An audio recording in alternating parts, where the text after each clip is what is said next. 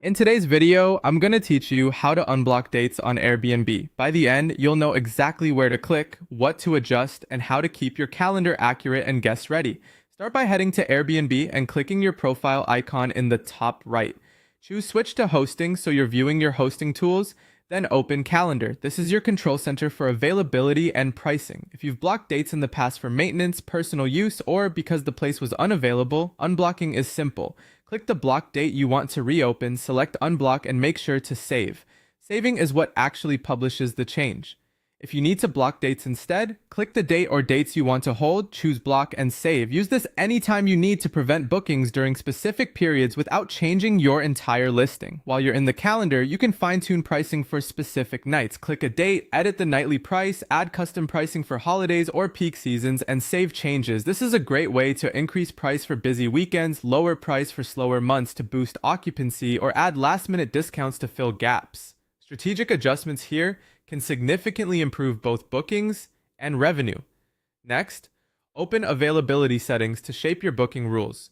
Adjust minimum nights to control short stays, maximum nights to prevent overly long bookings, and advance notice so you're not surprised by same-day arrivals. Set preparation time between guests to ensure there's enough buffer for cleaning, and choose allowed check-in and check-out days if you have specific turnover patterns.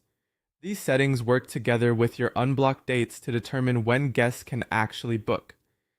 If you also list on Booking.com, Vrbo, or other platforms, syncing calendars is essential to avoid double bookings.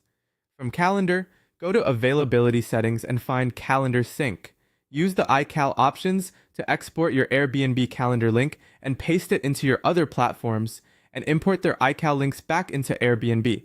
Save your changes on both sides. Give it a moment to update and spot check a few dates to confirm everything is aligned. If you manage more than one place, switch to the multi-calendar view.